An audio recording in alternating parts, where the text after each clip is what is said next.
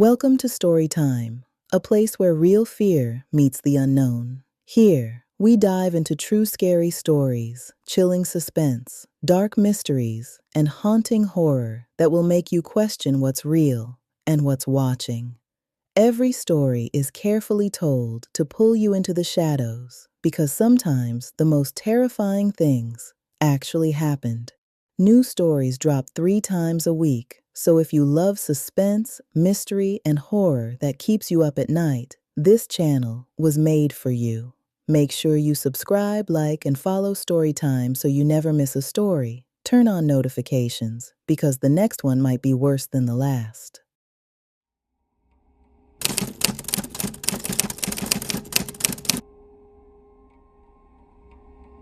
The call came in while I was sitting in the hospital cafeteria, staring at a vending machine I didn't even want. My mom had been admitted 3 days earlier. It was supposed to be just a few tests. But anyone who's ever had a parent in a hospital knows what that really means. It means waiting.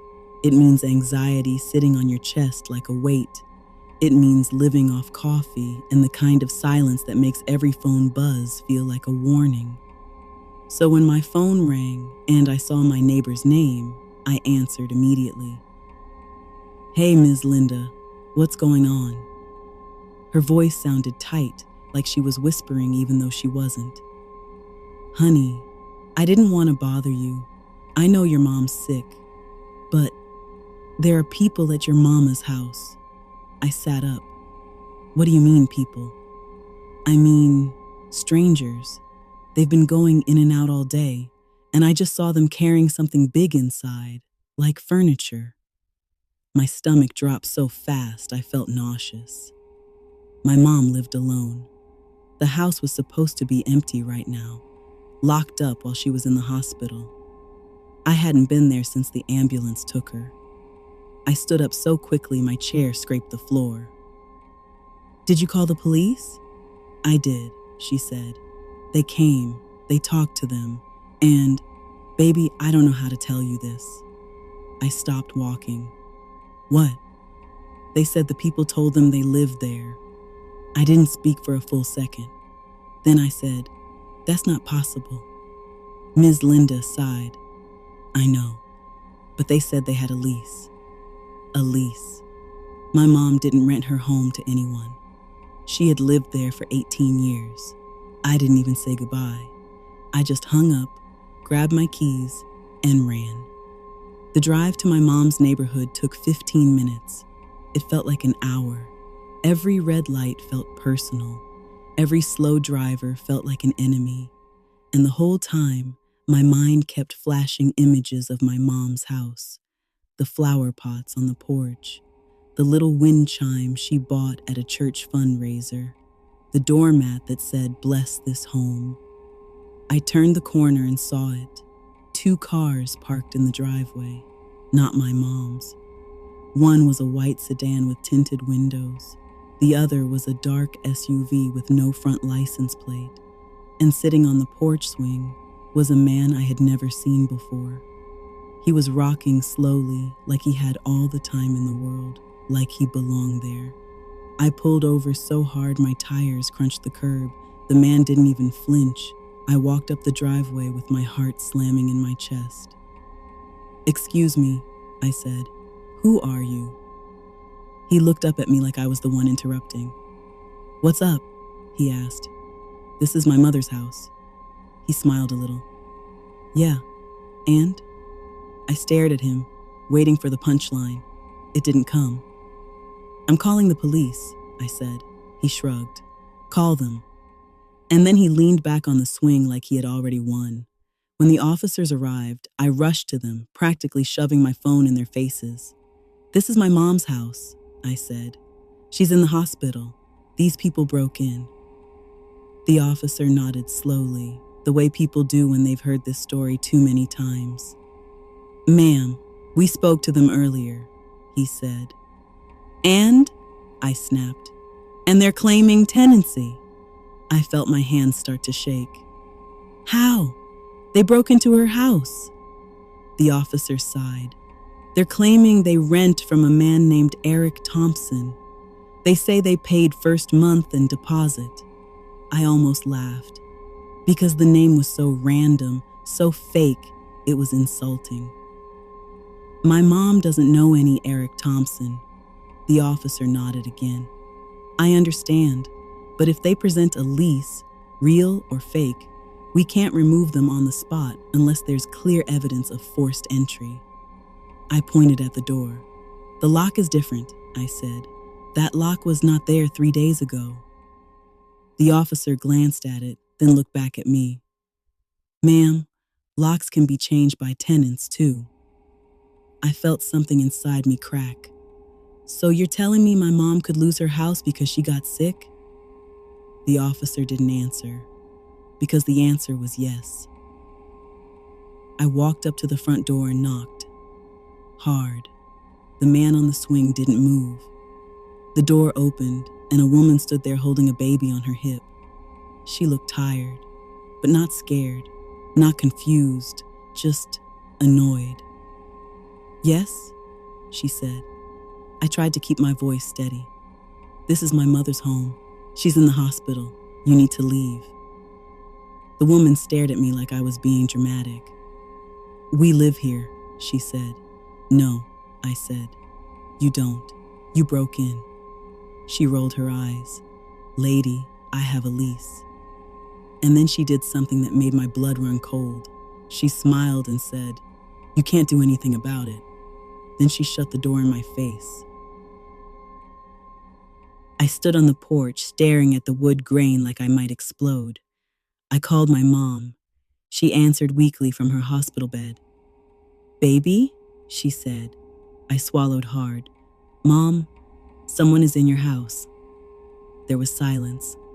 Then she whispered, What do you mean?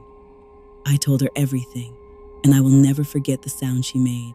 Not crying, not screaming, just a soft, broken gasp, like someone punched the air out of her. Oh God, she whispered, my pictures, my jewelry, my papers. I promised her I would handle it, and I meant it. But the truth, I didn't know how. That night, I sat in my car across the street, watching the house. I felt like a stalker, but I was the daughter. I was the one who belonged there. The porch light was on. My mom always left it off. The curtains moved. My mom always kept them open.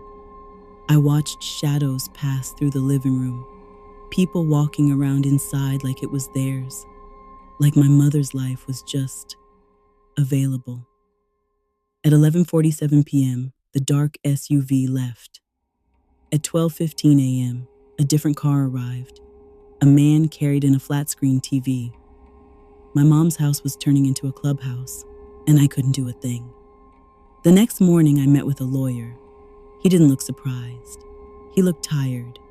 He told me squatters and fake tenants were becoming more common. Scammers find vacant homes or homes where the owner is away. They create fake listings online. They rent the house to desperate people. Sometimes the people are victims. Sometimes they're in on it. Either way, once they move in and claim tenancy, the law moves slow. The lawyer told me the process could take weeks, sometimes months. My mom was still in the hospital, and strangers were sleeping in her bed. 3 days later, I got another call. Ms. Linda.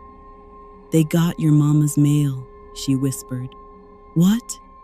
They went to the mailbox, took everything, and honey, I saw them put a new mailbox lock on it. My hands clenched so hard my nails hurt. They were cutting us off. Paper trail, access, control. That's when I realized it wasn't just about the house. It was about identity, about ownership, about power. On the 7th day, the lawyer filed emergency paperwork. We got a court date. I showed up with my mom's deed, tax records, utility bills, photos of her inside the house for years. I even brought her hospital bracelet. The squatters showed up late, the woman with the baby, the man from the porch, and another man I hadn't seen before. Clean haircut, button-up shirt, carrying a folder like he was a professional. That folder? A lease. A fake lease.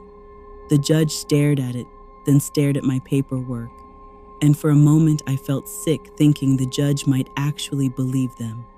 But then the judge asked one question. Who is the landlord? The man in the button-up said, Eric Thompson. The judge asked, where is he today? The man hesitated. Out of town. The judge narrowed his eyes. And how do you contact him? The man swallowed. Email. The judge leaned forward. What is his email? And that's where the whole thing fell apart, because the email address was something like ericthompsonproperties247@gmail.com. It was ridiculous. The judge's face changed. He ordered the sheriff to remove them. Not in 30 days, not after another hearing. He ordered removal immediately. The sheriff came the next morning. This time, when they knocked, the man didn't open the door. He shouted through it, "We have rights." The sheriff didn't argue. He forced entry. And when the door opened, I smelled it. That same lived-in smell. Only now it was mixed with cigarette smoke and spoiled food. The house was trashed. My mom's couch had stains. Her framed family photos were stacked in a corner like garbage. Her bedroom looked like someone had rummaged through every drawer. And on the kitchen counter was a pile of mail. My mom's mail, opened, sorted, like someone had been shopping through her life. I picked up one envelope and my hand started shaking. It was her medical bill. They had opened her medical bill. That's when I realized something horrifying. They weren't just squatting, they were hunting. After they were removed, I changed every lock, installed cameras, reinforced the doors, and I sat in my mom's living room alone, staring at the walls. It didn't feel like home anymore. It felt violated. When my mom finally came home from the hospital, she stood in the doorway and cried. Not because the house was damaged, but because it didn't feel safe. Because for the first time in 18 years, her home didn't feel like hers. And when she looked at me, her voice trembling, she said, "Baby, how did they get in so fast?" I didn't have an answer.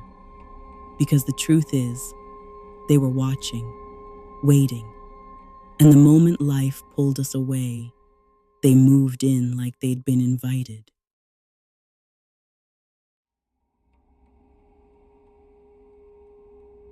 And that brings us to the end of tonight's story. If this story stayed with you, if it made you pause, think, or sent a chill down your spine, then Story Time did exactly what it was meant to do. Here on Story Time, we uncover real stories, unexplained moments, and true events that remind us. Some things are far stranger than fiction. If you enjoy suspense, mystery, and stories that linger long after the screen goes dark, make sure you like, subscribe, and turn on notifications so you never miss a new upload. I release new stories 3 times a week, and I'd love to have you back for the next one. Until then, stay safe, stay curious, and remember, every story has a shadow. Good night, and I'll see you next time on Story Time.